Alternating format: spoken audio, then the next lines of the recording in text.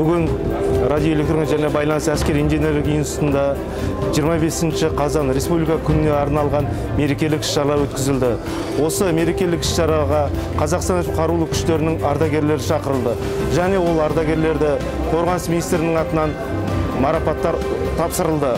Институт бастығының бұйрығымен жеке құрамды көтермелеу іс-шаралары өткізілді.